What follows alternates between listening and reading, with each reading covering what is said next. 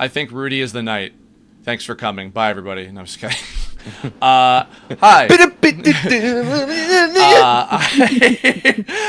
Welcome. Hi. This might be a first time for a lot of new folks to my channel that you're tuning into one of my what I call Kirblogs. I've been doing these for over a decade now. They're long time piece of content on my YouTube channel here where I talk about various suggestions. In the last year or two, I've been doing them based off of folks from my Patreon. In this case, Kudos Suruki, who's been a longtime fan, that asked me to talk about my theories about Deltarune, now having just played through chapters 3 and 4 and been doing all these fan dubs and animations and various things. And so I thought, you know what? I couldn't do this without my personal fun gang, which I'm joined by Jerm and Toxic, or Mickey or Michaela. We'll be calling her probably 10 different things throughout this. But hi guys, welcome. This is the first Kirblog I think I've done with you guys since like the Dragon Ball Kai one we did like 3-4 years ago or something at this point. Something like that. Unless we I did think something me and else. you did a different one. Did we have another one? But I don't. Oh, you did my think... 3D like tutorial things a little while ago. Oh yeah. Yes, that's right. Yes, that's right. But yeah, and I'm sure most of you probably know the three of us from the Deltarune fan dubs, the full playthroughs we've been doing and everything. I'll just jot off real quick. I'm Kerbifer. In our playthroughs, I do Kris and Lancer and King and Spampton and Rudolph Holiday and a bunch of others. Mickey, tell everybody out there who you are and who you do in our stuff. Okay, to name a few, I'm Suzie. I'm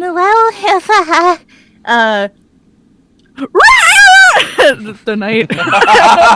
Oh yeah. Not quite the same effect without the filters. Little did you all know, it's actually she's the knight. That's really who it is. Yeah. Yeah, it's me. It was Mickey all along. Damn it, Mickey. Who else? Caddy, right? And oh my gosh. both Caddies. Tenna and ours. Hey! And many others, and also the player of the actual stuff. So you can thank her for beating all four of the secret bosses. And Jerm, you. I'm Germgen. I do Ralze. I also do. God damn it! Rules card. I do like Queen. Let's see. I do Jackington, who only gets like 3 lines, but he's the one I quote the most. Oh. It's the one that makes me laugh the most, without question.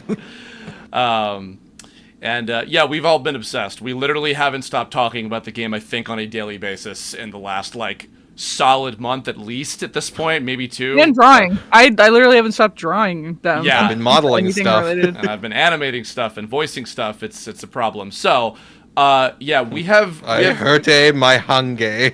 We have many theories, like we've talked about. We're probably gonna forget things that we have had like hours upon hours of discussions about. Yeah, we've had so many theories, and yet frickin' I can't wait to be stumped on all of the things that we've previously said, and probably be wrong about all of them next year when Chapter 5. Because Toby will pull his ye old fucking you were wrong about everything. Yeah.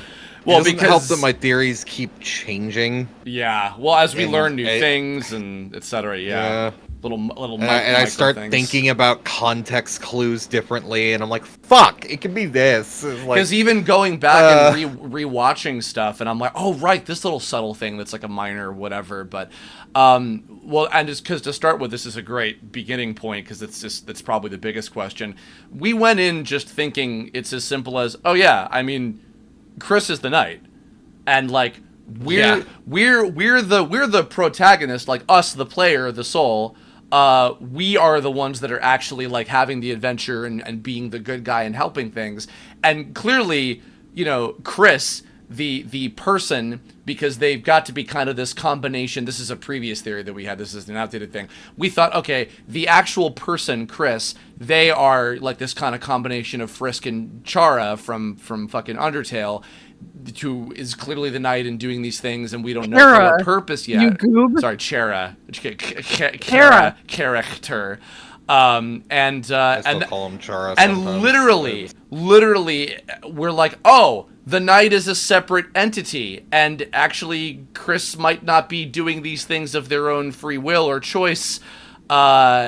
And then, literally, in that same sense, we went from thinking, oh, well, it's... you literally hear us say this in the playthrough. Oh, hi, Des. And then we're like, oh, hi, we've just met Carol. And then, oh, wait, but there's all this evidence pointing towards it could be Rudy. So, I mean, a great place to start would be, who's the knight, guys? I still think There's it's so Des. many. There's so many different things that you could do with the knight because it's so ambiguous in terms of just how they're shaped. We just kind of have a vague idea of it's one of the holidays. Potentially. Just to start off. Yeah, because of just the antlers.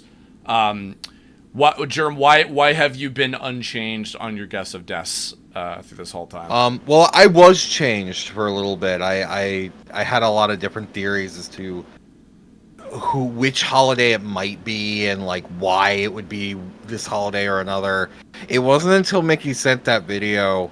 I wish I remembered who it was by, where this guy basically explains that Des and the holiday family are all just a million Earthbound references, including the knight having a ton of Earthbound references. It has to be her.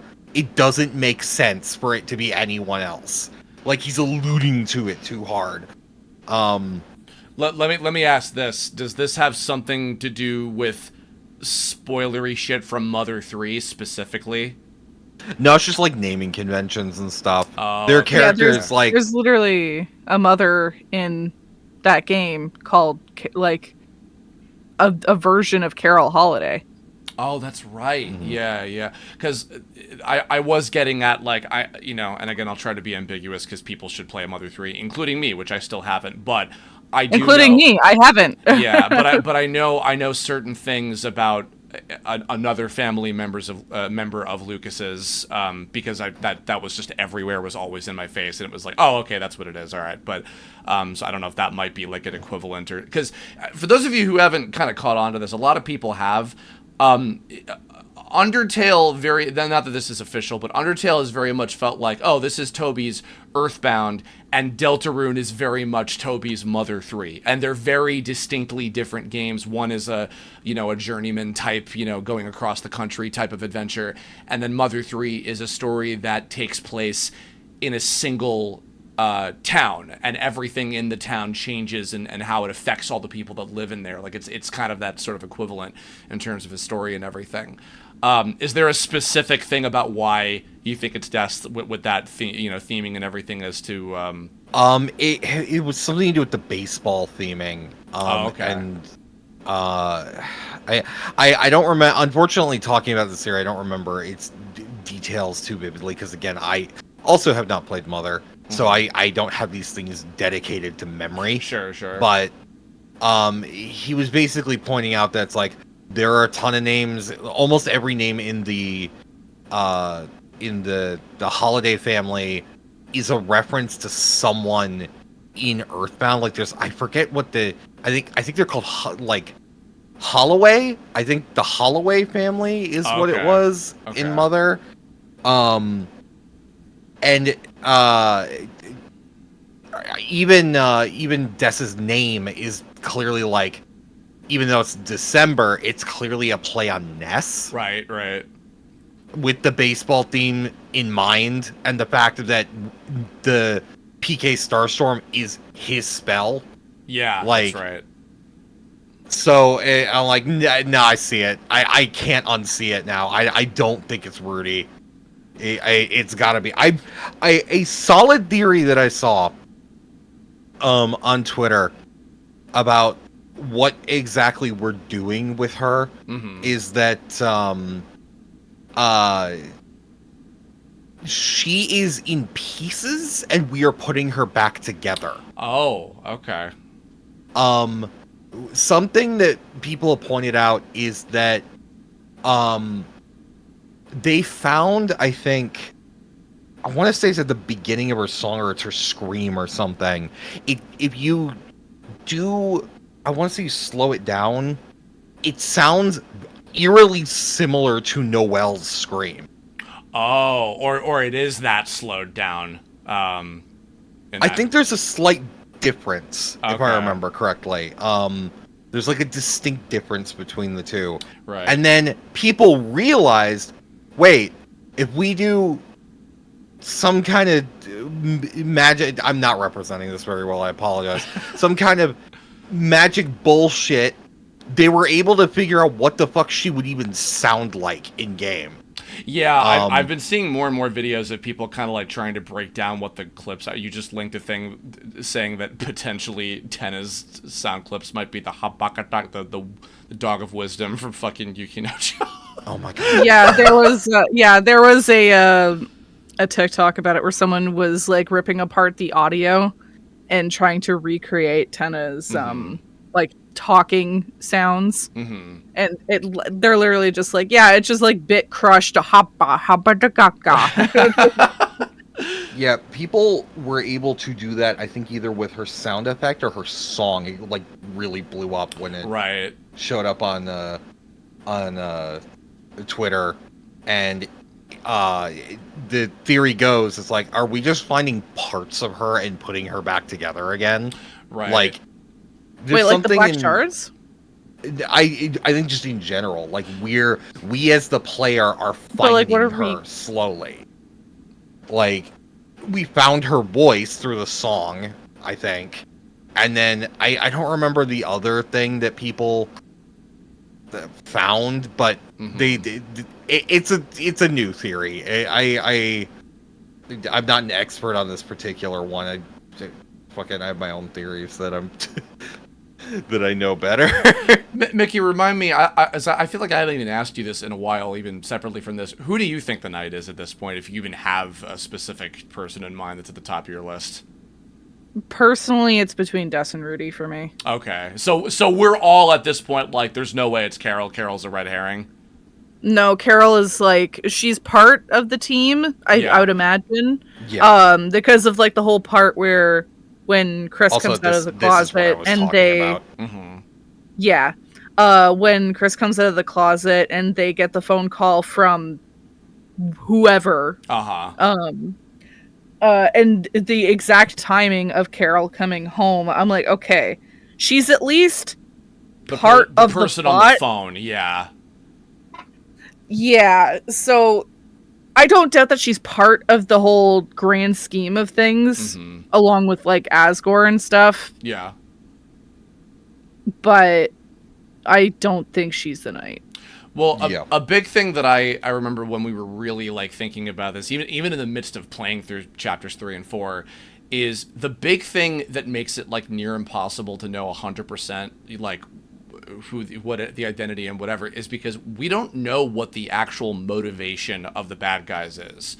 I'll come back to that a little bit later because it has to do with the roaring, and that's a whole nother thing. But yeah, because we don't know what the bad guys are actually trying to accomplish, it's hard to really determine. You can't choose. Yeah, but I'll explain this. This is why I think that Rudy's the knight. So it's a little bit of a process of elimination thing. To me right now, because as much as I really want Des to be the knight, because I think that would be the coolest, and I would think that would like make a lot of sense for the story, but there's another equal part of me that thinks it doesn't make any sense.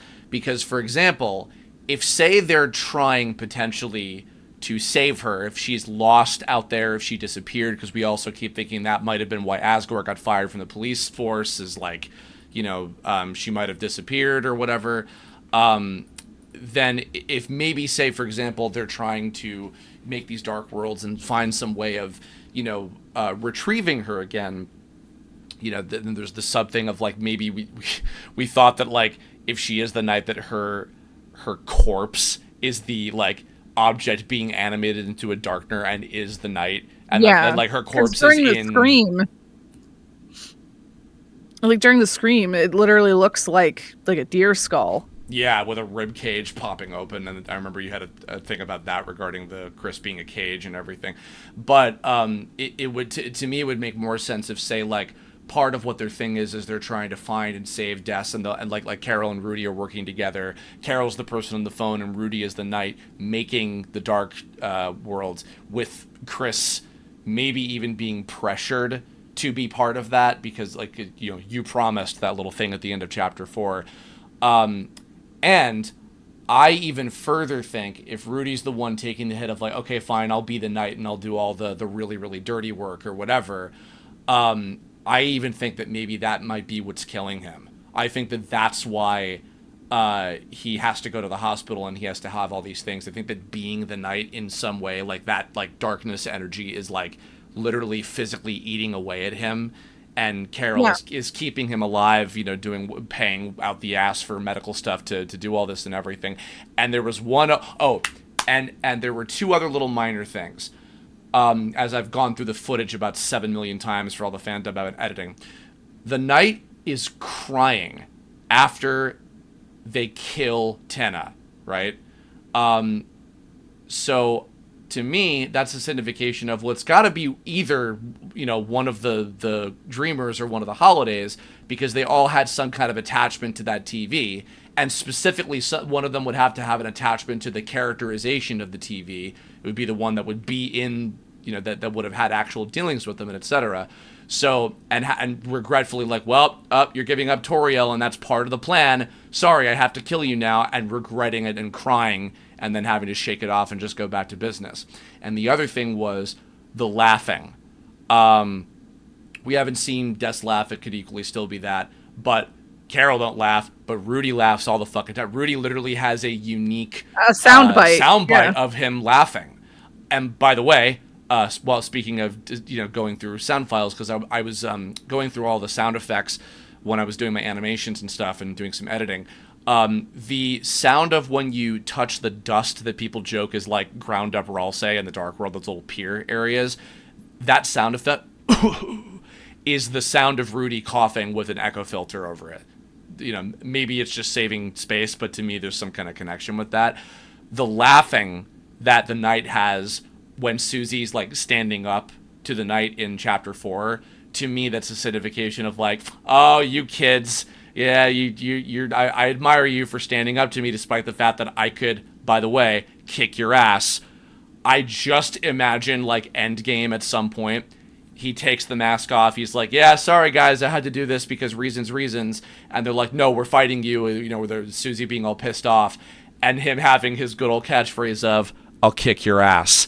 Like, I see that as would like be a really throwback. cool. Yeah. That would be really neat. And to play with that illness part of the Rudy theory too.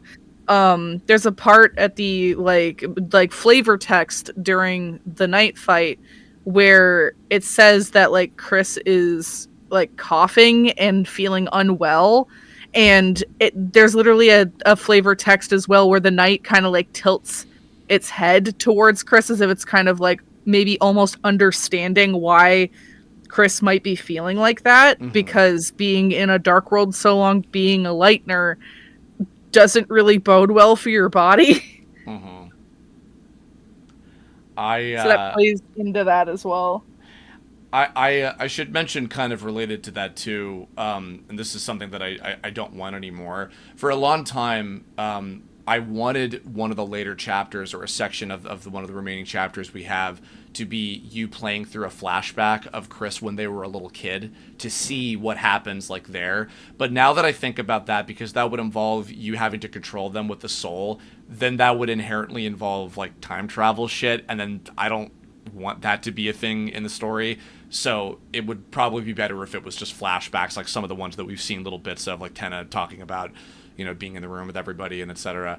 But I want to know what happened in the past with Kris and Noelle and the Holiday family and the Dreamer family, and like why everything was fucked up before we, the soul, the player, came into the picture. Like, stuff happened off screen in this world with these characters long before we had anything to do with anything. and I really, really, really want to learn more about that. But I wonder if a lot of it will be more like context clues and little minor flashbacks, or if we'll really, really see like exactly what was going on at some point. I mean, there are other signs too that it's very clearly her. Mm-hmm. I mean, I think her theme is using the Lost Girl motif. Obviously, there's a lot of hints towards like 1225 throughout the chapter, the December number, the Christmas number. Yeah. Obviously, that could really refer to any of them, but as far as we're aware at the moment, like anytime it's shown up, it seems to be directly related to her and no one else. There's that secret in the gumball machine that's like that seems to be describing a guitar pick that goes through Chris's hand before he loses his hand for some reason. But I don't know. I'm pretty sure it's Des. I don't think it's Rudy. What do you think their motivation is? If you think that it is Des, because the big thing why I think that it isn't is because I think that Carol and Rudy are trying to find Des, who is lost and out there, and they're doing whatever they can, whatever, like, you know, from our perspective, whatever evil stuff that they have to do to be able to save her. So if you think that it is Des, then what are they? Do you have any idea of what they might be actually trying to accomplish with trying to make the roaring happen? I think they are just going with the prophecy because at this point they have lost their mind and they are basically a force of nature. Okay. Part of what I think the story is going to end up being is piecing her humanity or monster-anity back together and getting her to try to stop, and then something, probably Gaster, who knows, will be the guy who's like, nope, kills. Okay. Why don't we get into that? You seem to be, of the three of us, because I am the complete opposite, where I don't think that he will, and I really don't want Gaster to be a physical presence, like an active character in it. I think that I do think that Gaster is the voice that we hear, like the narration thing, but I don't think, nor do I want Gaster to be an active force that takes place in things. You have been the total opposite, where you have consistently been like, you think Gaster is like the fucking grand orchestrator. So let me mention my theory that's a little more me than I think I've seen anything on the internet about. Okay. I believe the person that that Garrison is referring to, the one that wrote the original book, the one that got lost in the book and disappeared, is Gaster. I think possibly, this is more of a me thing, I think Gaster's body might be in the bunker. Okay. And I think that the first fountain that was made was the one in the survival bunker. And Gaster's whole thing is he just wants to see the prophecy come to pass, finally. He can't finish the story himself. He's acknowledges he died for it. So now it's time to just push it forward and get it moving. While other characters are either like, yes, let's go through and do the prophecy, and then there's Gerson who's like, rewrite it. He didn't finish it. It's your story. I believe that isolating Des was something he did in darkness or whatever to corrupt her into what she is now, and giving Kris the angel soul it's the angel. Let's not fucking mince words. We're the angel. That thing's the angel. The heart is the angel. Which I actually do 100% agree. And on that note, because we didn't think about this until after we went through the chapter 4 church world, we think that the reason why we don't see the image of and this is the angel, is because it's us. I think we've all been pretty much in a unanimous agreement. People play into that with that pillar in the way is like darkness. So you can kind of see your own reflection. Yeah, in your monitor. Somebody pointed that out on Twitter once, and I think that's a genius. That sounds so much like a Toby thing to do. Yeah, I agree with that. And that's why they're like, ew, what that's the angel. That's the angel. Mm-hmm. It's like, that's what they look like, I guess. It's like, perfect. I believe that the angel was put into Kris by Gaster in this, like, space, and then he just kind of pushed him out the door and locked it behind him, and then waited. Mm-hmm.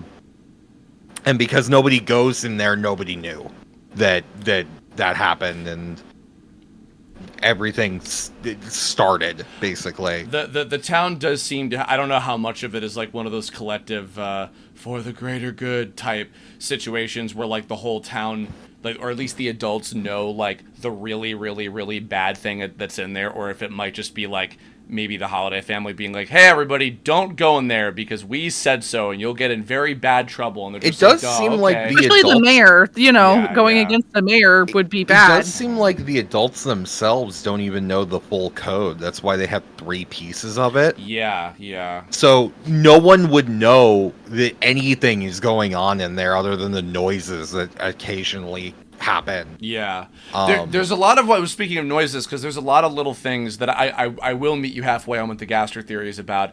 I could see Gaster being the author, and I could see maybe Gaster's body or some kind of presence of him being in the bunker because of the noise, the smile MUS. Yeah, at the very least, I think Gaster started this. Yes, I can agree with that. I have ideas as to how exactly I think it started, but I do think that Gaster is the one that kind of pushed the pieces forward. Yeah. I just had a thought just now too, because this thing has been bugging me since we first played it. Mm-hmm. With chapter 3 specifically.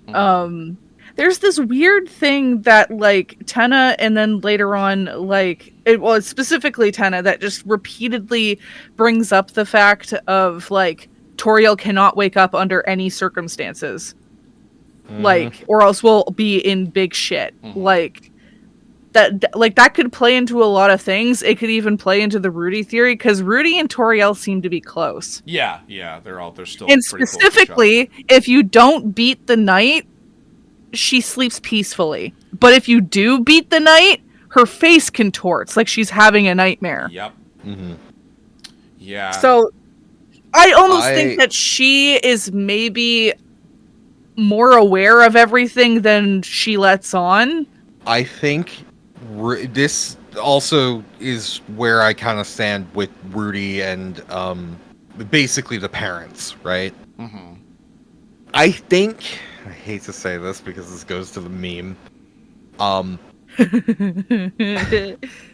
I think that Des's disappearance is a direct correlation with them. Mm-hmm. Unfortunately, I think it might mean that it might have been. It might have driving in my car. It might have been Asgore. Not specifically running her over. But no, I'm ready. Yeah. I'm 100% ready for that meme to die. For fuck's sake. Sorry, everybody. There is that also factor that Asgore also has a black shard himself. Yeah. Yes, right he's got the last one we need. Apparently, there's only 5. So I think. Yeah, Sean specifically said we need 5 to make something. Mm-hmm. I will talk about a theory that I don't even think I've talked about to you guys yet, involving what I just said. Mm-hmm.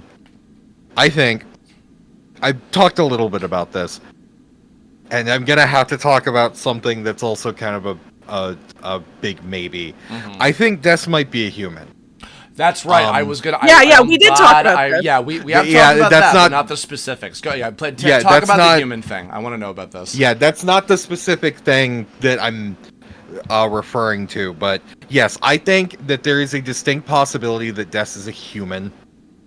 There's a lot of things pointing to that, at the very least, that she is not originally a holiday. The fact that and I know this is a weird thing to pull from, the Undertale alarm clock that first ever referenced Rudy said that you only had one kid. Mm-hmm. which is probably fucking Noelle. Noelle. Yeah.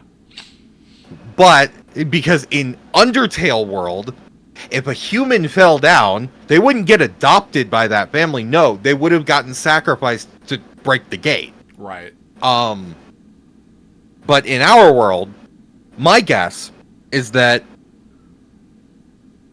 in the prophecy it specifically mentions that the knight and the first hero were human. Mm-hmm. And Asgore, knowing this and knowing the fate of the family of the knight, this is where I'm sort of differing on theories, because I have theories where it's like, okay, maybe it's like the two families planned something to try to avoid the apocalypse happening, because they also kind of put two and two together. It's like, oh, we both have two human kids.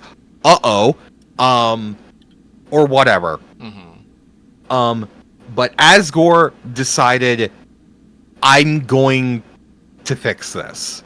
And whatever he did, whether it be throwing her in the bunker and locking it so that she starves, which we fucked up, or just having to kill her, just outright killing her. He thought that by doing that, he was averting the potential apocalypse.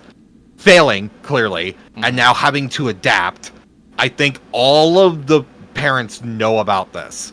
Toriel, I don't think, knows about what he's currently doing because they're divorced, and what, and like the fact that he has a black shard and stuff like that. But yeah, but just the fact that at the very least, he thought it killed a kid. Yeah, they all know how she disappeared. And to lead some credence to that idea, I believe the way Gaster was able to put the soul into Kris is by taking hers out and putting it into him. Oh. Interesting. Now, this, I think, also leads some credence, because that's basically how Frisk does the same thing at the end of Undertale. Spoilers. Right. He does the same thing at the end of Undertale too, although I don't know exactly how this would work, because he's a monster, to Azrael, to give him life. Right. To get that happy ending that they all want. I think it makes sense as a parallel that he may have the choice later in the story to do the same thing for her. I also think it would explain why all of the sudden he's just got this heart. They've just got this heart. Forgive me for the I know they're a they, them. I'm stupid. Anyway. It's okay. You caught yourself. It's all good. Yeah.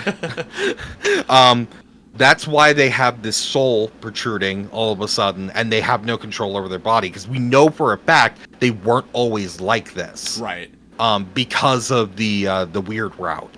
Especially Noelle being like, Kris never acts like this at all. Yeah, as a side note, like, all of us collectively, like, but I should mention, this has nothing to do with the theories, but we have all become, and we love all sorts of ships in this. We have all become hardcore cruisy shippers, and part of, like, kind of playing into that all. too. Literally. I'm a multi shipper. All of us are. But when we think about that, a lot of that has to do with, because we've been learning more and more about who Kris, the individual, like the quote unquote cage, that we are forcing the choices of. We've been learning little snippets, including one of them being Kris, separately from anything to do with us. Kris, the character, clearly has feelings for Suzie, from little hints that we've been getting more and more. And that's part Very of also clearly. and that's one of the things that makes us like, oh, like, we want to know more about them as an individual, because there's some people that it's like, well, but they, we don't even really get to know much about their personality other than just these hints. It's like very, very, very subtle type of stuff. So it's like, we want to know more about who they were before we probably we shared a body. So because like with the good route, we might actually get more of like Noelle talking about that, because in the weird route we're not going to get that because obvious reasons. But in the good route, where we get to spend more time with her, we might get more snippets of what Kris is like without us infiltrating everything. Yeah. Also, before we move on from this idea, because this is an important thing for me to say about the human theory, why does Des have shoes? Yeah, I remember bringing this up, and Jerm was like, "Why did you do this?" I don't care. They're all just for 1 foot. Why does she have sneakers? Yeah. Yeah, because literally No none other of the family member. Well, yeah, family members specifically, because Suzie wears shoes. But yeah, none of the 'cause holidays. I think other monsters do. Yeah. Yeah. Why does she wear shoes Yeah. and no one else in their family does? Yeah. Because she's a human. And I'm equally like, oh, they probably weren't thinking about it that hard. It was just like stuff to put in a closet. But It's I'm also Toby! Like, no, this is Toby. No, it's very- Toby. It's Yeah, Toby. yeah. Everything has a purpose, right down to Rudy being in the hospital. He wouldn't just have that be a thing of like, oh, sad for Noelle having a dad in the hospital. No, there's a reason. By the way, Rudy's remember in when the we were hospital. so sure? No, actually, Jerm, you specifically, this was your thing. I got to credit you. You were so sure. Chapter 4, the reason we were going to the church was because Rudy was gonna fucking die. Yeah, like a overnight. funeral. Yeah, and like or something like something. I'm so glad I was wrong. Yeah, thank God. Although it's gonna be like, oh, we're gonna have to kill Rudy if like he's the Yeah, one of the path well, or something. now man. everybody's making the joke that he's going to die at the festival, and it's gonna make Noelle make a fountain. Oh, Jesus Christ. Well, okay, It's her turn. let's talk about the festival, actually, while I'm thinking about that, because, like... No, actually, hold on. Before we move to the festival, because that's going in the future, this is still something that's related to Chapter 4 specifically. What do you guys think the final part of the prophecy that Suzie smashed... And by the way, bled, and the only other monster we've ever seen bleed is Sans. Just want to point that out. I don't think that was done just because it was cool to see her fist bleeding from cracking the glass. I did see somebody mention that's like, does that mean Sans is from this world? Oh, does that mean that monsters in this world can bleed and he's originally from here? Because it plays into the fact that Sans's door looks like the teleportation doors in the Dark World. So like that was an early on theory for Sans, that Sans is going between the world of Undertale and the world of Deltarune. Yeah, exactly. Because of the two different naming of music, where it's like it's the place where it rains, and it's raining somewhere else. And the fact that Sans is maybe like so interested in Toriel in this universe is the same reason why he's so interested in Toriel in Undertale. Like, it's the exact same like which is parallel. Terrifying because he says something to the degree in Undertale of like, I couldn't be with that one, and I'm like, why? Yeah, why? This kid wouldn't let me. Kicks rock. I know that one of the main Kris things, has hands. especially at the time, I don't know if you guys feel differently about this now, but I know one of the big things that we kept going back to over and over is that either that somebody's going to die, and most commonly when we talked about this, like before recording this, it was either Noelle is going to die or Susie's going to die. But I don't know if you guys still think that necessarily. I don't know, because it's weirdly vague when she specifically turns to Elsa and Kris and is just like, Kris wouldn't let this happen, you wouldn't let it happen, and I wouldn't let it happen. I'm still of the minds that it's maybe something to do with Noelle dying. I stand by the idea that that's not how Suzie would react to her own death. Right. Yeah. That's right. I remember you said that. Yeah. Yeah, I feel that she would look at someone else getting hurt and be like, we're not going to let that happen. Right. Like, yeah. It's got to be Noelle, because like even with the little mini games that you do with like the ice key and everything like that, and you get to that horned headband room before you enter, and it's like the girl, or like the hooded figure was used up and then you were used up, that might be alluding to of Noelle dying. I agree. I think that is the best like little view that we have into it. I think it's implying Noelle is gonna die. Kind of related to that as a little bit of an aside too, and I've seen a lot of people agree with this, and I'm in agreement of it. Do we still feel that the silhouettes are misleading in that Noelle was supposed to be the monster hero of the three heroes? Kris is the human, Noelle was supposed to be the monster hero and not Suzie. Ralsei is the Prince of the Dark, and then the girl, quote unquote, which has the symbol of, I think, Suzie using Rude Buster, like that Buster, kind of, yeah, like that. But it's holding a sword. No, like, that's. Oh, you mean the other thing? Yeah, the Rude Buster thing. Yeah. But like the girl isn't Suzie. It isn't. Noelle. Yeah. And something to do with love and the heart, which love is the level of violence from Undertale. Yes. Yeah. Which would explain the weird route and how she's becoming more powerful using the ring. She'll eventually get used up, and who knows what's going on with Suzie. And as we all know, Toby has, iterated before this, whatever route you're taking, it has the same ending. Right. So it makes sense that Noelle would be that, regardless of weird route or not, experiencing quote unquote love. Mm-hmm. It does make me think as well, because this has to do with the whole thing with the prophecy as well. This is an offhand theory that's just coming to mind. I think that there's always the ending is the same, is that the world will be saved. I think that in the end, the world will be saved. But I think that based on the prophecy, something bad is going to have to happen for the world to be saved. And I think that there will be an alternative where you can prevent that bad thing from happening and still save the world in the end anyway. I think that's a little bit of like a mislead, but not technically a lie. And that, you know what I mean by that? Yeah, I don't know. Well, I'll even say this too, because you know what? No, I'm going a little bit chronologically. Okay. Fuck it. Let's move to the future now. Let's talk about chapter 5. So okay, we're having we had our fucking game show episode. We had going to the internet episode. And we're gonna have our fucking carnival festival anime episode trope in chapter 5, hopefully, unless Toby pulls some other shit where it's like, oh, it's canceled because some other shit happened. You're going to Flower World immediately or something. Rudy died. Yeah, oh my god.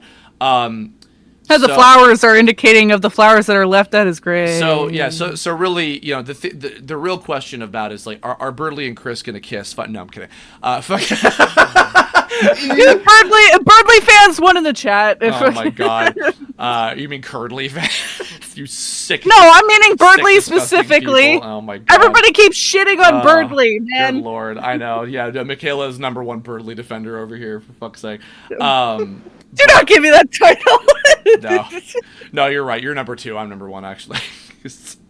Fucking because he's just like me. Ooh. Fucking Birdly. Birdly. Birdly. Oh God Almighty. Good lord. Yeah, we've talked about Noelle a lot, and we've talked about, good lord, we were horrified. We were cowards and didn't go through the or not cowards, we just chose not to, because we may or may not, maybe we'll dub like the weird route as a separate thing. I don't know. That's a whole nother whatever. That will be later, probably, once there's actually more chapters. Yeah. Like maybe we get chapter 5 before we decide to do that, because possibly, yeah. But Dark Eyes, I want to maybe not be the one playing that one. Freaking Kris his save file. Oh, God. But point is, we watched it. We watched the fucking the stuff that happens in chapter 4, and we're absolutely horrified by that shit and the implications of it and what could happen, etc. And then also the phone call from Carol at the very end and everything. And I'm like, oh God, like I'm so scared of just how things are going to go with Noelle, specifically in the weird route when we see that. There was a really good. I'll have to find it later, but there was a really good fan thing. There was a really good fan thing that someone made. I would have to find it because someone did a interpretation of the beginning of chapter 5, like them going to the festival, and then Noelle is like completely jaded, and when she would normally be like eager to be with Suzie, she's now ignoring her and just completely paying attention to Kris, and I'm like, that's awful. Man. I'm horrified, and it's man. this very like they changed the pixels of I'm gonna look up the artist that did this. Yeah, like the light in her eyes is gone. No, and she looks fucking terrified. It's like so scary, and I'm like, I don't want that to happen. Like even in the weird run, I don't want that to happen. Yeah, I'm very scared for because okay, going back on debunking an earlier theory that we were so unfucking believably sure about, where we thought when we replayed chapter 2 for the dub and everything, right? We saw Caddy and Jockington had runes in the cyber world, right? And so we were like, oh, it's so obvious that like chapter 2 was Noelle's chapter with her time in the limelight, and then chapter 3 or 4 will have probably not 3 because we knew that it was only going to be the characters that were present, but we figured like, okay, yeah, chapter 4 will probably have Jockington and Caddy be like the new party member characters. They'll get Dark World Sonas and whatever, and then they ended up only really having that little side bit where like I'm sure that they'll be in the later chapters with some significance or whatever, but I was surprised to see that Noelle had such a tremendous additional amount of material in the story, and I was glad about that because she ended up, even replaying chapter 2, she ended up being one of my favorite characters. She's really fun, and Mickey's performance on her in particular made me like her a lot more. But on the opposite end of things, I'm just so scared of like horrible things happening to her or with her or whatever, like as the story progresses.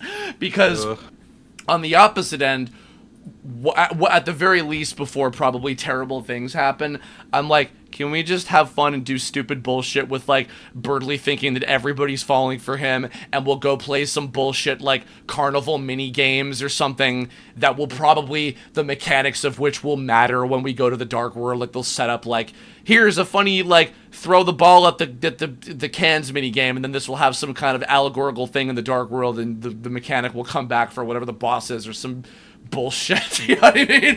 Like I want that, and I'm hoping that does feel like a thing that they would do. So I feel like we'll probably get like carnival game quick time events, and then here's the dark world equivalent. I actually am like holding steady that will be a thing in particular. But what are things that you want to see / are hoping for or thinking will happen with specifically with the festival? Because I'm sure it'll start off with that.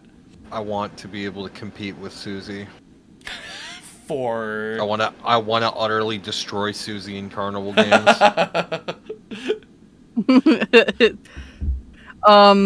I cannot wait for the fun interactions of like, if you chose that you're saying that you're going with Birdley, I cannot wait to see like what unfolds with that. Yeah.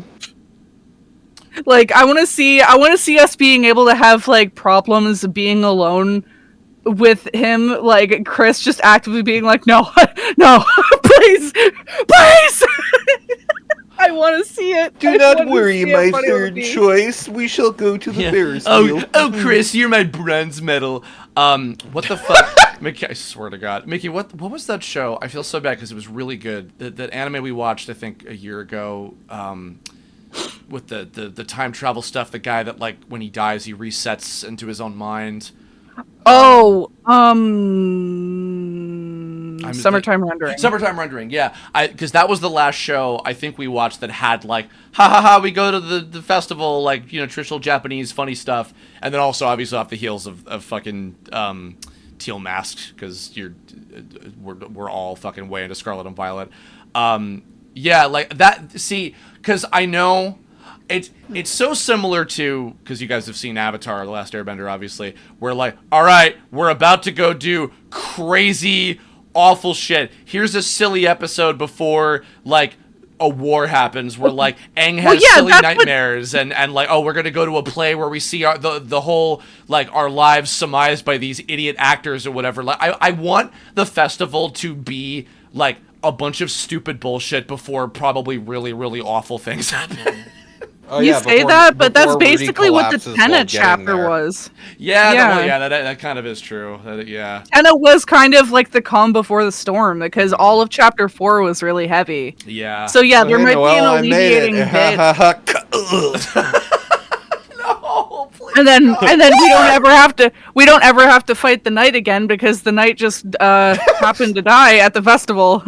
Gee, where'd the knight go? Yeah. Question mark. Oh, you know what? Actually, but you're reminding me before I forget this. So when Michaela spent about 7 billion hours fighting the knight, which side note to this, It wasn't that long. I know it was the most brutal because like even Gerson was not that bad in terms of trying. Yeah, no, Gerson. I just had to get in the rhythm and I was fine. I should mention before, because this was not in the recording that we did, because I edited it down to just one take of beating the knight and everything. I love that, Jerm, you were coming up with, like, technique names for all of the knight's, like, special powers and shit. And so that it became, like, a language of, like, okay, I know the pattern. Okay, snowstorm, this variant is coming up next. And, like, we were, like, working together to try to help Mickey fucking beat the knight and everything. And my I did the same thing with Gerson, too. Yes, yeah. And my contribution was shutting the fuck up the whole time and not jinxing you. But what I had noticed was we figured out by, like, hour 5 that, like, oh, there's no way you're going to be able to, bring the knight's HP bar down to 0. It's going to be a threshold, which means you're probably going to be fighting the knight again, and the HP bar is going to be probably the same as it was before.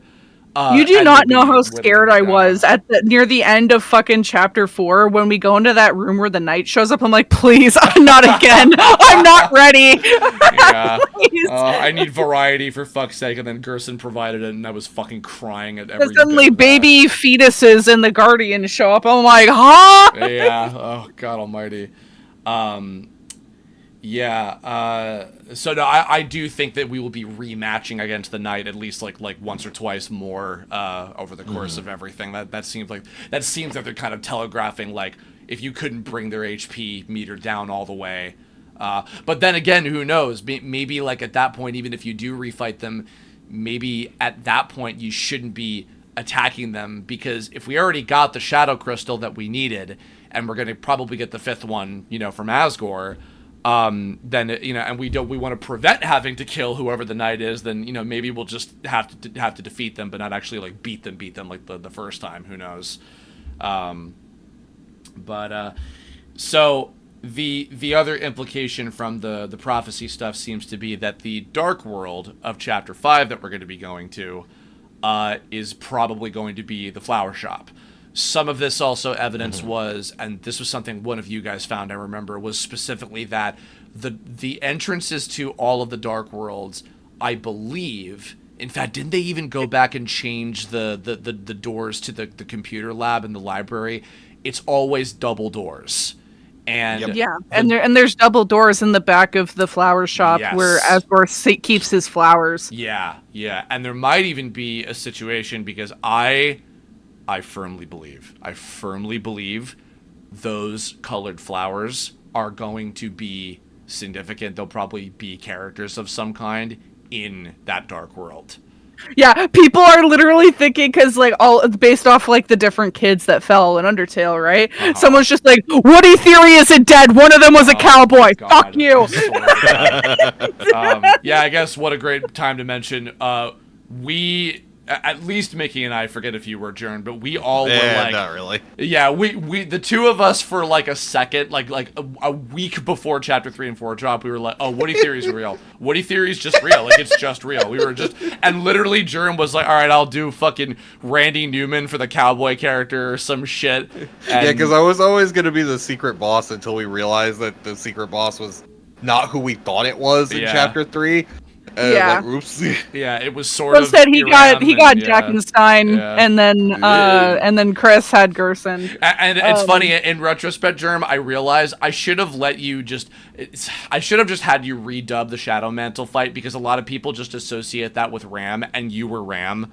So, I just should have been that idea. So the fact that, I for those, by the way, this is a totally unrelated thing for a second, but just kind of pulling the curtain back for a second. So, guys, I mentioned on the recording, on the chapter 3 and 4 stuff, I wrote down a list of different ideas for character voices that we could do, because we were getting stale with our choices. So I was like, here's other voices that I know all of us can do. I'll just write down other ideas.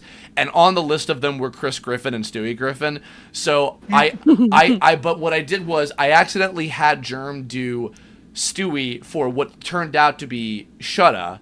And then I had Mickey do "Hello, fuck you, Mr. Frog" for Ram at the very beginning of Chapter 3. And then later, we immediately forgot what we did for both the voices. I had Jerm do Stewie for Ram when he's behind the counter. And then I did Shudda. And then when we go to the little behind area, the dumpy, like, shitty S-rank room, I just, like, didn't recognize that was Ram with the rest of his body back there, so I dubbed it over as Chris Griffin. Yeah. And then I realized, oh no, I'm an idiot. That is fucking Ram. What am I talking about? So I had Jerm, like, redo all of Ram's dialogue with the Stewie voice just to keep everything consistent, because I just, like, forgot. It's like... It's the situation where I think all of us have done Temmie at some point because we kept forgetting who was Temmie. and so I should have just let Jerm be Eram the Shadow Mantle thing instead when we did the playthrough, but I just took the lines because I was an idiot and screwed up on that. So sorry, Jerm. So yeah, the Flower World, I have two big things about that, particularly. I think that Asgore is actually not going to be the secret boss, and in fact, I actually don't even think he's going to be a boss at all. I do. He has a fucking shard. Of course he's going to be one. But even then, I think that's going to be a mislead. I think we're still gonna get the shard from him, but I don't think that he's going to be the secret boss. I think that's going to be a little bit of a mislead. I also maybe not a secret boss, but I think he's going to be a boss of some kind, just in general. Yeah, I want him to be more than anything because I want a fucking remix of his theme because that'd be fucking cool. I also think, and this is a hope, this is a want. So we can't have Flowey in the Deltarune universe. Unless they did some bullshit. Flowey was Azrael. Yes, and Azrael, as far as we know, is actually off at college, so that wouldn't make any sense, right? But I do think that... What if he came home for the festival? Just out of nowhere. I think that he's coming back at the end of the week, so and they've not had any mention that he's going to be there for the festival, so I think that it is... That's what I mean, just randomly, he's like, I'm home early! That would be Dark World. Crazy, good fucking lord, yeah. But I do think that we are going to get a character in the way that Kris is sort of like an equivalent of Frisk and Kara. It's Kara. I think that we're going to get an equivalent character of Flowey. I think we're going to get like a darker that will be sort of like Deltarune's equivalent to Flowey, and I think that character might be a boss that we'd have to fight against, and who knows, maybe we'll even get the crazy fucking Photoshop shit with them or something. Yeah, I would like for that to happen because I think that would be really, really fucking cool. I also say that because, admittedly, that's like the type of thing that I would do, because I'm don't crucify me, guys. I'm going to talk about Tome for 5 seconds. I liked doing that in the 3 different incarnations of Tome, with having certain characters be completely fucking different from incarnation to incarnation. But like, if you know sort of the deal with them, it's like, oh, there's like sort of a single element that ties all 3 different versions together. I think it would be really interesting from a conceptual standpoint to see what Deltarune's equivalent of Flowey would be, especially in that world, and especially if that would be another major turning point for the story going fucking haywire. But as far as... I still want a friend inside me. I want Cowboy. You just want... Do you remember... I don't think this was your idea, but there was some thing about Woody Theory, or about a cowboy character with the Cowboy show that Asgore was a fan of. What was it, with the TV that's in his shitty little back room or whatever? Do you remember what that was? I don't, but I know Tenor references it. Yeah. Did you? I think you were the... No, you were the one who... No. I remember now. It was that he has the TV there, so therefore the Cowboy program, he could be watching like reruns of that or something.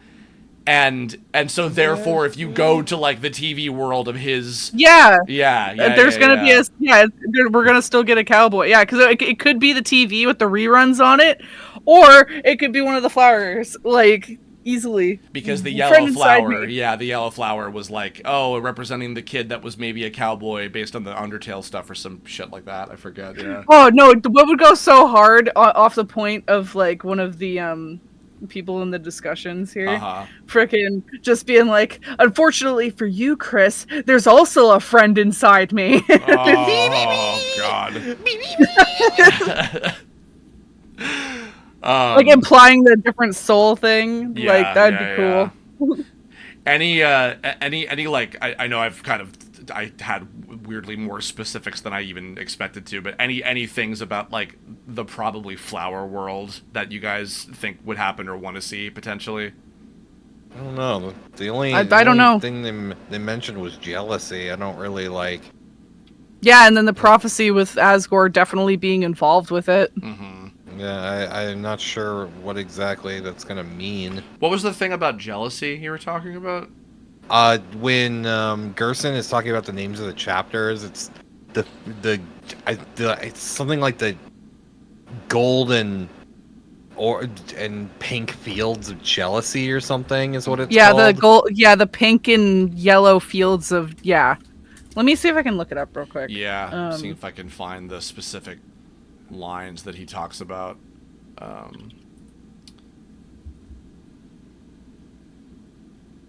Let me see. Continue with what you're saying while I'm. No, it's fine. I'm marking down that we'll just have this as a pause because I want to continue what we're talking about, and yeah, I need to remember the exact things that he says. It's probably if you could just find like the boss battle, just probably find that. Yeah, I'm doing that. The Field of Pink and Gold. Chapter 5, the Field of Pink and Gold. Yeah, right. And I think one of you guys talked about. Oh, is that like the colors of the friend sprite, the little like smiling cat and thing. stamped in, and like it's the through line of like those colors. Actually, that even reminds me too, because we also kept thinking so much about like the friend sprite and like if Mike is something. I think that the thing about Mike is pretty much like spent. I think that that's over like after everything with the that little optional boss fight. Sorry, he says the Field of Pink and Gold. And the vast garden is charred in an inferno of jealousy. That's what he says. Oh, no. Okay. Good lord. Oh, my God. Someone's going to set fire to the flower shop. Yeah, it's obviously going to be Asgore saying fuck it and Jesse Pinkman. You know what? She's fucking the skeleton. She's fucking the skeleton. Just forget it. I don't want to live anymore. Oh, my God. That's actually a thing I can say. Oh, no. Oh, God. Theory, Sans and Toriel are things are gonna work out between them. Fuck it. Sans makes a dark fountain. Oh, good lord. See, okay, actually, here is something. Okay, so we have been through. We did have a theory before of thinking that each of the chapters was gonna have a different soul color with the different mechanics of that. So here's a few things about that. We did not get a unique one in Chapter 3. We got green in Chapter 4. We technically didn't get one in Chapter 1 unless you want to count that as the red one. And we got yellow in Chapter 2, right? So cyan and orange, they have like the mechanics with the standing still and moving, but they don't have like soul mechanics.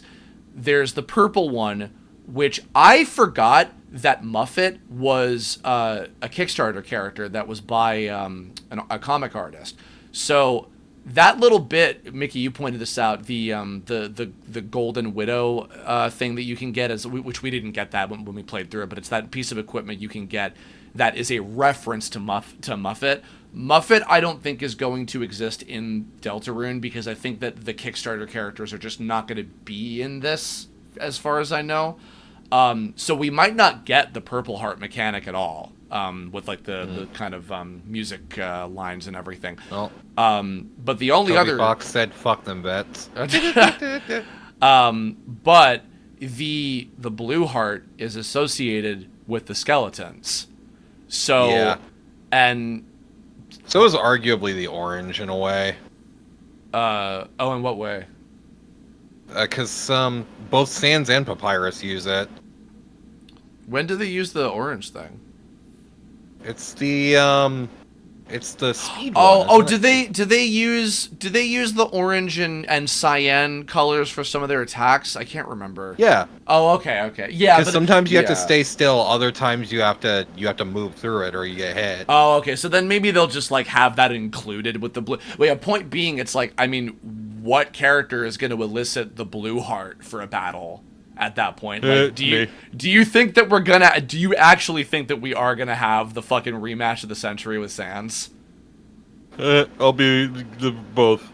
Bug you. Because I mean, look, there's three different possibilities here. We actually, I do love the memes that comes from like the soul talking to Kris, being like, "I fought him before. I can do it. We can do it again." What is it? Your body tenses up with muscle memory of a battle that you've never fought before, or whatever the hell it is. I love that meme so much. It's either gonna be the rematch of the fucking century, and we're gonna get a Megalovania remix with the fucking freedom motif, or Papyrus is the night, or Papyrus is the night all the night, or we'll have a boss battle with him that's just us playing with him. Like, we'll finally spend time with him when we just do that. Or the most intense music plays ever. The most intense version of Bone Trouser plays while you're just pushing a little fun cart and he's drooling. Or who's the other skeleton character? Gaster. Or we get a Gaster fight. Dun dun dun dun dun dun dun dun. Yeah. The fact that we haven't seen Papyrus this entire time is still kind of strange to me. And you never will. It's not to me. Yeah. I stand by Papyrus is just in Undertale. Just doing everything over the... Yeah. But what I don't understand is, like, why would Sans even bring that up in the first place? You're reminding me, I do have another theory, and I think that this might be like an end game, like a very, very, very end game thing. I think at some point we're going to go inside Sans and Papyrus's house. I think we're going to go through a door, and I think that we're going to get to go to the other side and be in Snowden Town for 2 seconds and hang out with Papyrus there. I think that that's going to be like... In fact, I could even see that being like a very like blinking you missed it, like Easter egg little optional thing. Kris, you let me fuck your mom. I'll let you hang out with my brother. Fair trade. Kris, is this a human? No, that's not a human. Humans are blue. Yeah. Oh, right, of course. Yeah, it's like, oh, hey, Kris, you found all the eggs. Congratulations. You can come hang out with my brother now, and then you can now make spaghetti with one of those Japanese omelets on top that like burst open. Don't make me hungry. Fuck off. No. I want eggs after this. Dude, we'll have something that we'll have to fucking do that will involve having found all the eggs, and then Mickey will commit Sudoku. If I don't get to see Papyrus strictly because of the eggs, I will be severely depressed. You didn't get all the eggs. Sorry. Fuck off. Sorry. Dude, everyone was hot for fucking... You did turn on my hard-boiled eggs. Hard-boiled eggs. Everyone was always so into fucking Sans. Everyone was always into Sans, and I was like the one person that was just like, no, Papyrus is better. Papyrus. Yeah, that shows you're a woman of taste, obviously. I had one fucking really fucked up theory that was like, what if during the same time you do actually fight Sans, and you and the crew and the fun gang are the reason why he's at 1 health while fighting Chara. Ooh, or to combat with that's the same reason why he, like... Oh, no, maybe that wouldn't work. I was gonna say, maybe that's the same reason why he's not attacking you as well, but he is with the bones. Yeah. Because other than just standing there, or like the reason why he has to bail, and now he's in this new world. He's like, I can't go back. They kicked my ass. Oh God! I mean, actually, I will mention, because somebody else had a theory, and I think one of you guys brought this up to me. Sorry for not crediting whoever came up with this, but there was an idea about how, Undertale is happening at the same time as Deltarune. Like, literally, like, during the course of this week, the story of Undertale with Frisk is happening. And the moment where it's raining somewhere else and the place where it rained are happening. That is the exact parallel moment of when that is going on. Which I actually do think that there's a good chance of that being legit. But the thing is, though, if that's the case, I have a feeling that if that were to be the case, then they would probably have to keep things as ambiguous as humanly possible, because they wouldn't want to commit to like any one route that happens in Undertale being like the canon route. You know what I mean by that? Because like if they gave too much hints of like what's happening in the other universe, and they definitively said like, oh yeah, and then this just happened, like, because there are so many hyper specific things that can and can't happen in Undertale that like I feel like they wouldn't want to commit to being like, yeah, the true pacifist route is like the canonical one that happens, or whatever. But you know what I it mean? is the canonical one.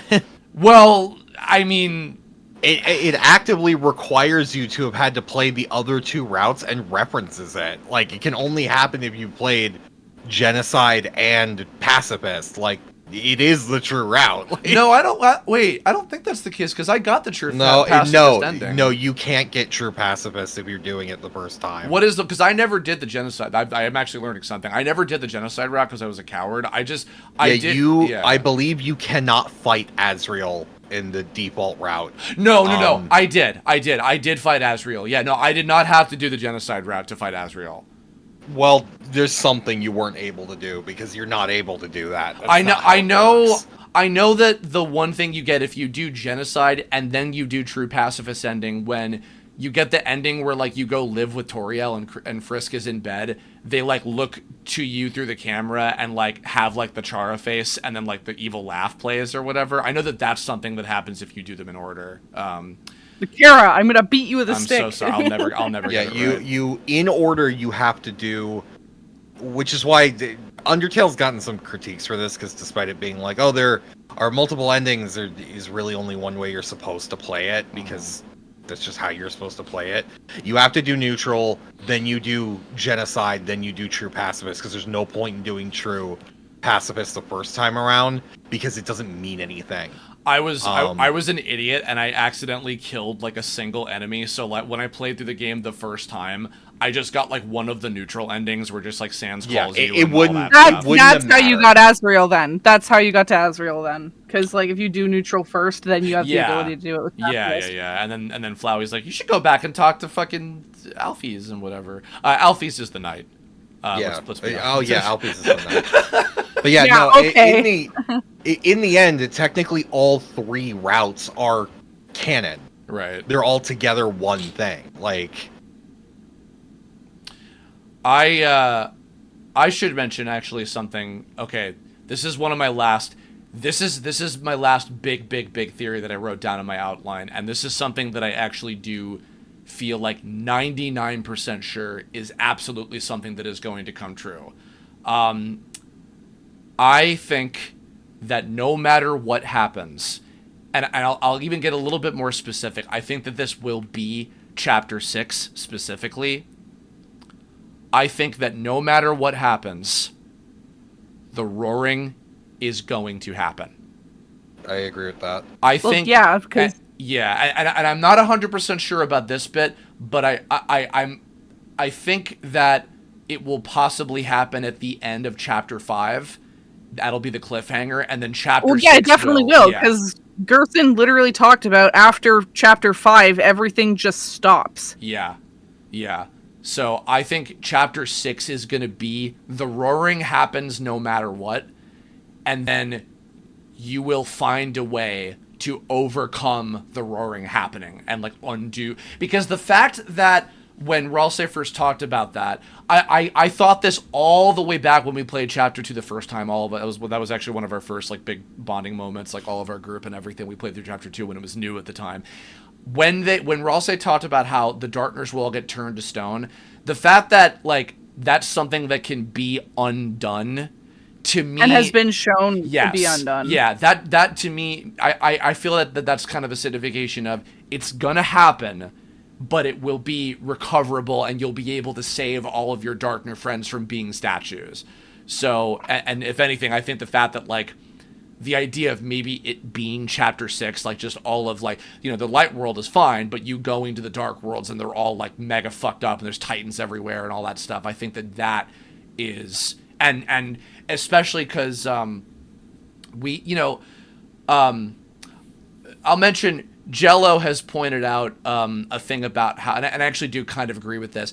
I care about Undyne, and most of that comes from because we have the attachment of her from playing Undertale. But the Deltarune version of Undyne doesn't have a whole lot of stakes, and part of me almost wishes, and it could have been an interesting thing of like Toriel was the one that was captured and put in the fucking the shelter, because then that's a character we have more attachment to, and well, yeah, because inherently when we went in chapter 3 after Toriel was in the Dark Fountain and everything, and Tenna took her away, we were like, before we learned that Tenna is just traumatized and not actually evil, we were like, what the fuck, give Toriel back, give her back. I think that as far as stakes go, I think if Ralsei has the ability to be turned into a statue, then I think at one point we might lose Ralsei, and Ralsei will be the stakes that, like, we'll have to, like, us and Suzie will have to fight to try to save Ralsei. If the roaring happens, or if they bring Noelle in. Yeah. So, and I would be really, I mean, like, you know, we kind of expected the church world in chapter 4 to be pretty fucking mega serious, like the most serious, like, thing that we had been through the game. I mean, so even Poby said that. Yeah. Poby was just like, you're going to want to have to even take a break after chapter 3, let alone chapter 4. Yeah. Like, we took a break of a whole 5 seconds because we did not want to stop playing. I could see chapter 6 being like the entire collective dark world being fucked up by the roaring. I have a distinct feeling that we'll have some more Titan fights and maybe a night rematch at some point as well. You know what? Actually, while we're here, no, you know what? This is such an obvious one. And I made my own video a little short about this. What the fuck do you guys think Ralsei is? What is his object in the real world, if he even has one? There's so much discussion on that. I don't think he has one. You don't think he has a physical object at all?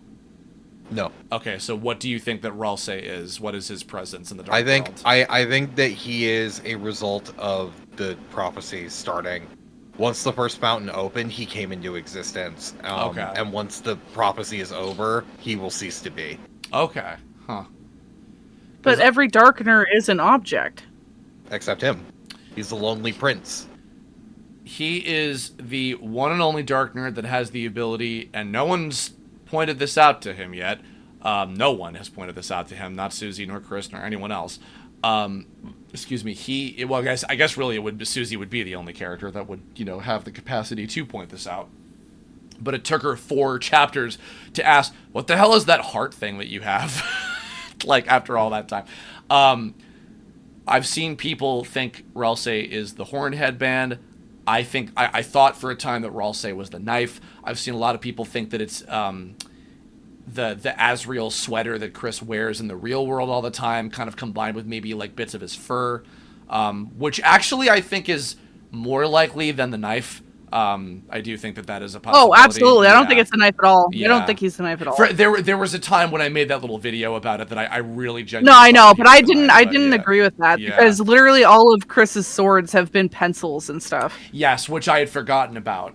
But also like the knife is a different separate thing that isn't like representative of what but I wasn't married to that because Ralsei is like the complete opposite of what a knife would be. Yeah. Like that mainly came from the fact that like Kris can make dark worlds and etc. And it's always able to do that. So, but there's obviously that thing of Ralsei being the headband as well, but we haven't seen the headband this entire time. Yeah, so we don't even know if they actually have it on their person at all times. But do you? I forget it. What do you think Ralsei is at this point after everything that's kind of happened so far? I don't know. Because I still think he's an object. I'm leaning towards the sweater because Kris is at least wearing that sweater, and that makes sense. It would also make sense why Ralsei can just jump from world to world if Kris is literally constantly. To be fair, they all can do that. I mean, yeah. Like we've seen, I guess most of the characters that do are the ones that are in Kris's pocket, but Yeah, pretty sure there exactly. were other characters like the cards, right, or the Pippins specifically. They're not originally from Tenna's world, but they show up in Tenna's world. I think I vaguely remember, if I'm not mistaken. Well, actually, you know what? Actually, kind of going off of that note, there is the whole thing we pointed out where, like, okay, maybe the Pippins that are in the TV world are like game pieces that got lost like in the couch folds or whatever. But then there was that bit about how one of the TV remote little guys with the hat was turning into a statue, and the Pippins wasn't towards the end of chapter 3. Yeah, and Pippins was like, why are they turning to stone, like, but shouldn't not I me? be? Yeah. So there's some kind of weird anomaly with that. But That it's dealing with the fact of like giving purpose to each of these objects, which makes them not turn to stone. Right. So like the Pippins having a purpose, but the TV remote, like maybe it's playing with the fact that the TV remote maybe lost its purpose because you could just go up to the TV and use the buttons on the TV. Shrug. I don't know. Yeah. I have seen, back to the Ralsei thing for a second, I've seen a lot of people, and I think that there is some kind of like maybe validity to this.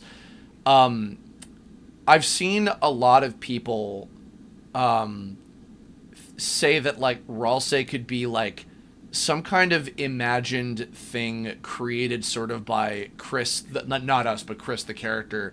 They're like yearning to want to be accepted fully by their family, like pretending that they are a monster, that they are one of the goatkin creatures, and Ralsei is kind of like this, what's the word, like an idealized version of themselves, like the perfect little kid that, you know. Yeah, that was something that Jerm came up with a while ago. Mm-hmm. Oh, did you? Was that your idea? And I forgot. I'm sorry if I forgot about that. Yeah, no, that was Jerm's. That was also another thing of like, while Ralsei and Asriel are very clearly not the same thing, as pictured by the picture on the fridge that Suzie mentions, is like, oh, like it's like he kind of looks like Ralsei, and then Kris like actively is just like, no, this is different, this is different, this is different. Like, just, well, saying in a bubble of like, you took time to say all the differences between the two or whatever. But just like, maybe Ralsei is like a weird like imaginary friend that Kris has maybe like imagined up since their brother has gone off to college, that they're like, oh, I'll just have this friend replacement until like you know, filling the came void, into their life. So like the imagination is so powerful that they're just like willed that's the purpose that it has. So that's why Ralsei can go everywhere, because the purpose of Ralsei exceeds all places. It, like an imaginary friend could go anywhere.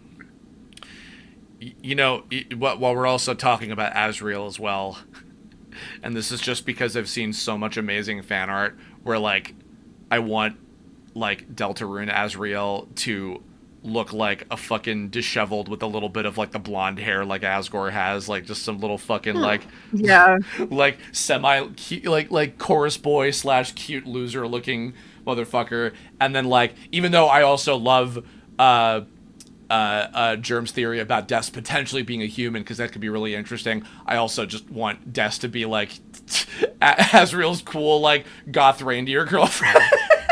Because like when we went to, I don't know if we said this on, I don't, human girlfriend. Yeah, or humanly possible also, humanly possible. Because I remember, I don't know if we either like skipped over this or if we said this on the recording, but when we were in the chapter 4 room and we found the little box of junk and we found Asriel's retainer, and one of you was like, oh, they were making out. Yeah. And I think we all kind of had that in unison thought. And we've also like, seen that like puts it in we've there. seen so much cute Desreal fucking fan art of them, and I'm just like, I want this to be real, and I don't know if any of it will be. God damn it! But I mean, it's probably a pretty sure thing. We'll see Asriel like at the end of the game in the 7th chapter when he comes home. I love the irony. I love the irony, and I don't want to like get into too much depth of it because like I want everyone to experience Amori. As like I kind of love the parallels that if they do go the route that I think they're going with it, with specifically Des and Azrael, I'm like, oh man, it's just Hiro and Mari. Oh no! Play Omori, everybody. Yeah, and, please. And feel the fucking anguish and despair that we have. God damn. It easily became one of like my fucking top 5 favorite video games, good, next to Deltarune. Literally, literally play Omori, please. Yeah, like if you haven't. We live in such an amazing era of Earthbound-inspired, fucking incredible indie games. My God, I'm reminded of one other thing. I want to get towards then because we've gone for almost about an hour and a half at this point. There's one other thing. I have to be kind of vague about this one, specifically to the two of you guys, because it actually involves something else that I want y'all to experience probably before Deltarune is finished, and we'll have at least 2 or 3 years of that. So Deltarune and Undertale have a lot of inspiration on its sleeve, as often is the case with these kind of games. And my somewhat familiarity with, at least with Earthbound and a little bit with Mother 3, has shown me, like, oh, okay, that's what this specific thing is, and this specific thing, and etc., which is cool, because it's given me a little bit of insight on the ideas of certain stuff as well. If I'm not mistaken, I believe that this came from, and somebody in the comments, feel free to correct me on this, Toby, I believe, did an interview, I think with Yoko Shimomura, who's one of the greatest video game composers of all time, did Mario RPG and Kingdom Hearts and Final Fantasy 15, Street Fighter 2, and she did the music for the game, one of my more recent favorite games of all time, Live Alive. Which, for those of you who still don't know what that is, go play Live Alive. It is a game by the team that created Chrono Trigger. And it is out-fucking-standingly, life-changingly good. It is incredible. And Toby mentioned, I believe, in that interview, if it was not with Shimomura-san, if it was with somebody else, but he had mentioned how, yeah, as I go through the rest of my story, you'll see the parallels to some of the stuff that was inspired to me by Live Alive.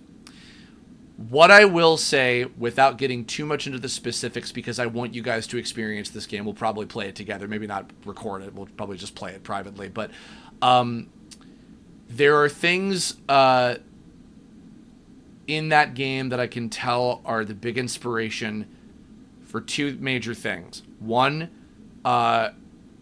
Kris being the player character that has their own identity, and the choices that we make them do are not necessarily their own, and how those choices may or may not fuck up their entire life.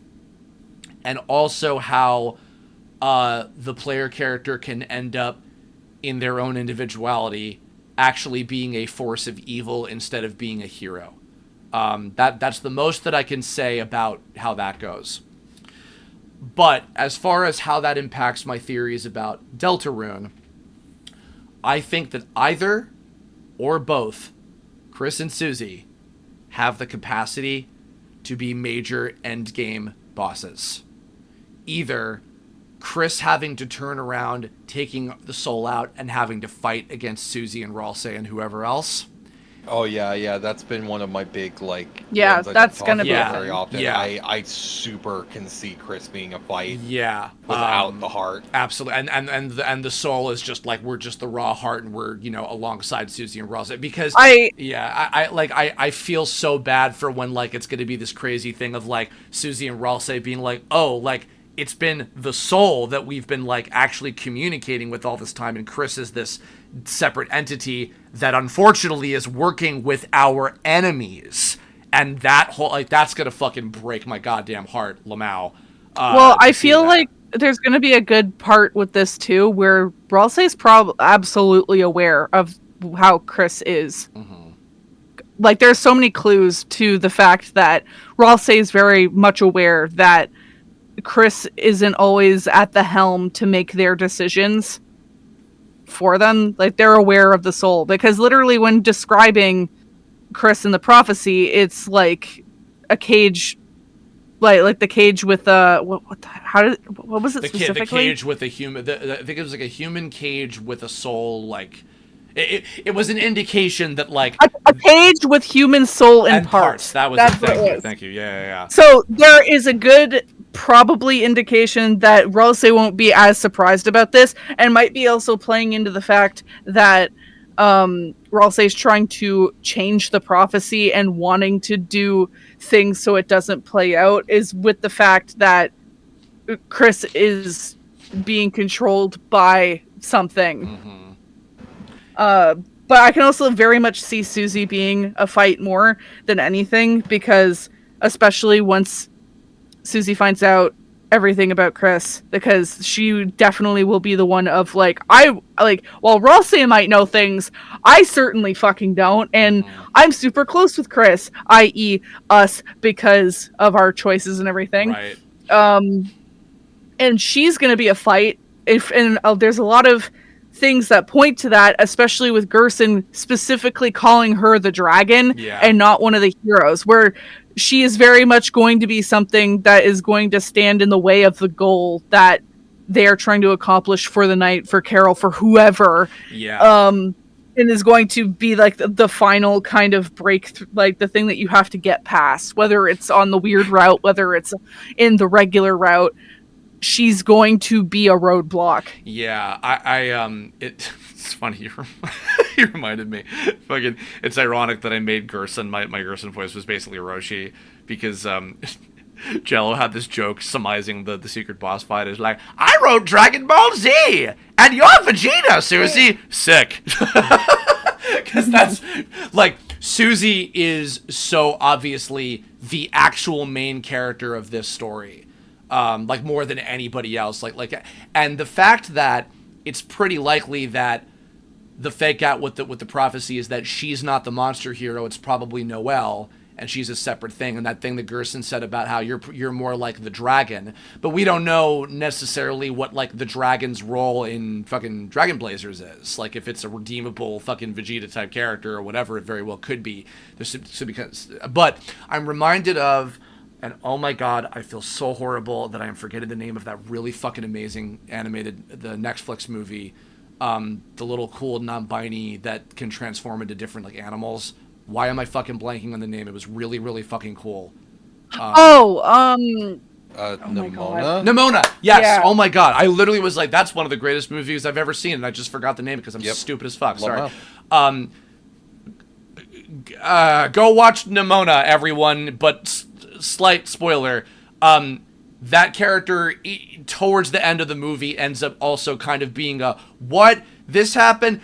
Fuck, I hate everybody, and now I'm gonna be a kaiju. Fucking, I could see Suzie Zilla being a thing that actually kind of happens for real, and then Suzie instead of Kris. That's why I say I think it might be either or. I don't know if it's gonna be both. I could see either Kris or Suzie, or hell, maybe one of them, depending on the route that you go or the choices that you make, being the fucking obstacle towards the end game. Hell, maybe even the fucking final boss. I think that either of those things are equally possible. I feel like in the normal route, I feel like in the normal route that Suzie would be the, like, that. And then in the weird route, I can see Kris trying to fight back the soul and Noelle, like, on the other side. Like, with the weird thing happening of just, like, Kris being able to break away from the soul to be like, can you stop fucking everything up? Yeah. Oh, God almighty. I will also mention, by the way, and I appreciated this very subtle detail, too. Something else that we watched when we were checking out the Weird Route ship was, if you're, like, fucking with Noelle and then you, like, bail from the thing at the end instead of giving her the thorn ring, it cuts to Kris throwing the soul in a trash can and beating the shit out of it violently, like, how fucking dare you do that to my childhood friend, or whatever. And I'm like, that's really cool. Please, I want to learn more things about Kris the person. Like, really bad. Wow. Oh, my God.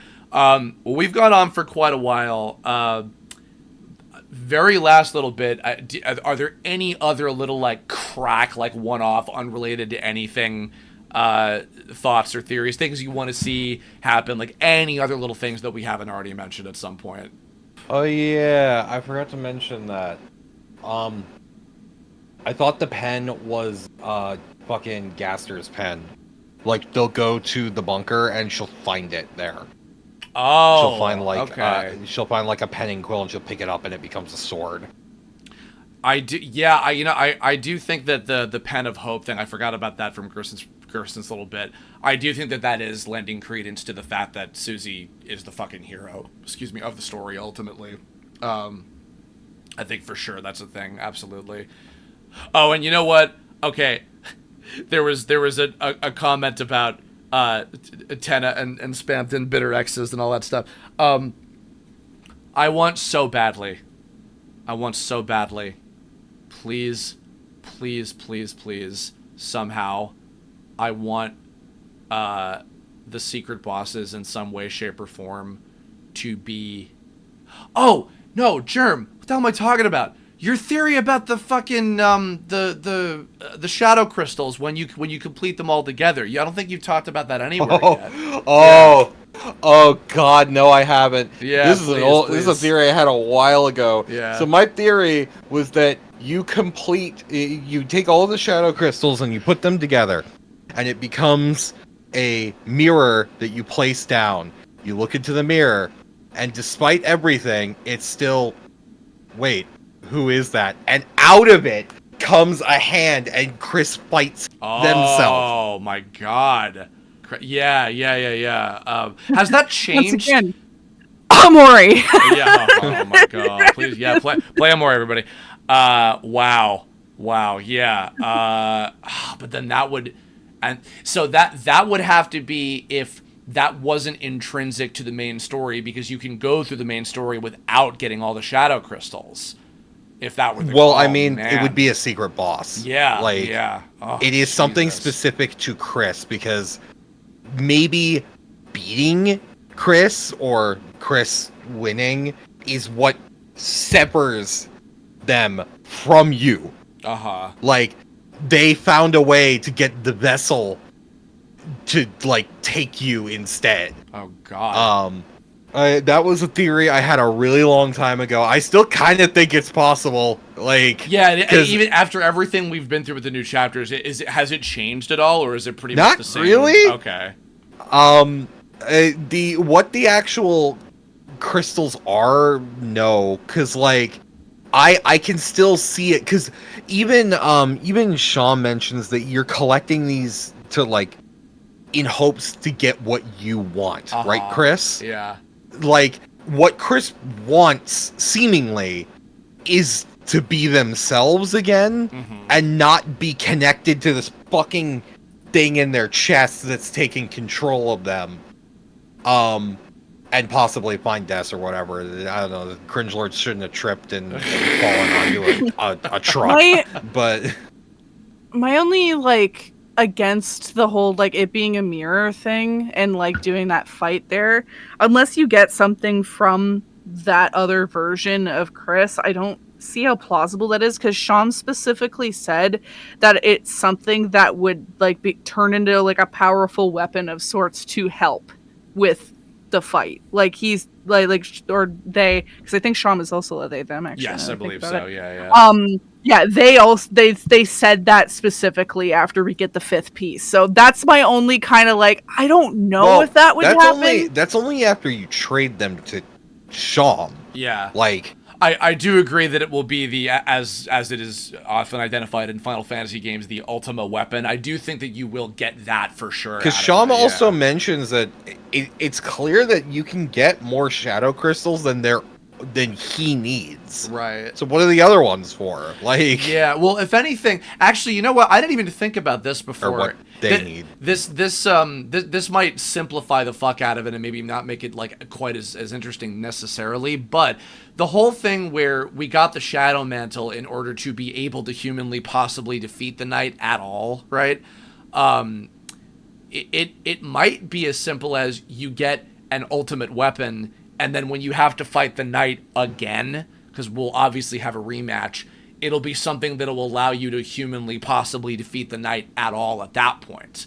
And then kind of progress the rest of the main story as it is. Yeah, there's so many of these little threads There's so many of these little individual elements and how they're all going to necessarily, especially between routes and between like choices that you can make, because there's like everything between like, I've been doing some investigating on stuff that can happen if you go through the story and be a decent person, but don't do the secret boss stuff, because I'm not good enough to do the secret bosses. I just can't fucking do it. So once again, you're a baller, Mickey. But I think, and this is such a perfect way to end things, there is one theory that we all collectively agree on, and I can't remember which of the two of you guys, please forgive me, that insisted upon this, and I 100% think it's the case, about what Jockington's role is going to be when we go to the carnival next chapter. Please, whichever one of you. Have a beard. Like, literally, what? Remind me, because I don't remember if it was something I saw on Twitter. No, I think this is a me theory, okay. And I think somebody else on Twitter had it, which was just like, we're in the festival or whatever. No, there's no way. This prophecy isn't happening. We've gotten past it. There's no way. Yo, Suzie, look at this sick ass beard I got. Oh shit, it's real. We're all gonna die. Jockington showing up with a fucking beard is the indication that, oh god, the prophecy is real. It's gonna be that anime fisheye lens with Suzie as soon as she sees Jockington. Yo, fuck. Yo, guys, actually, I was the knight the whole time. Here's my freedom motif, bitch. I have the rainbow heart. New mechanic introduced. It goes into a 3D perspective. I'm looking at 3-dimensional at him. Go into like a Doom perspective 3D. God almighty. Okay, well. On that note, thanks for joining me, guys. This was fun. Thank you, everybody who listened into this. So I'll mention, this Kirblog topic was suggested by Kurosurugi. And if you'd like to suggest topics for videos like these, and if you want to hear me record them with these lovely folks in my community Discord server before they release, we were joined by a good 5 or 6 people throughout the whole recording of this. Please consider supporting me on Patreon at patreon.com/Kirbifer. I take monthly suggestions for videos like these from folks that are on there, and they're a lot of fun, and I figured this would be a perfect one to do, so thank you, Kudo, for suggesting this. We have not been able to stop thinking about and drawing and creatively doing things relating to Deltarune and talking about it and all this stuff, so I was like, why not? And this would be fun to do with the others. So thank you guys. And I'll have links to their socials in the description below. And to everybody listening to this on YouTube, please let us know your theories about not only the stuff that we talked about, but any other things that we missed, because there's so much to talk about with this game. Anything that you, not even just theories, but stuff that you want to see in the future chapters. And you know what? Even as just a check-in, what are you going to be doing to entertain yourself with? What else are you looking forward to in the meantime before the Chapter 5 comes out sometime next year? Because for me, it's Donkey Kong Bonanza. So, and Stranger Things, and probably other stuff that I can't think of off the top of my head. But thank you all. Jerm, making any last words to everybody out there? Hold on. No? Okay, cool. Will this Patreon have a sports ball in it? It can. If you ask me to do a Kirblog about Jockington approves, baby! Well, look forward to Jockington voting on the next Kirblog to be me talking about sports. It'll be about 10 seconds. Oh! Okay, bye-bye, everybody. Bye.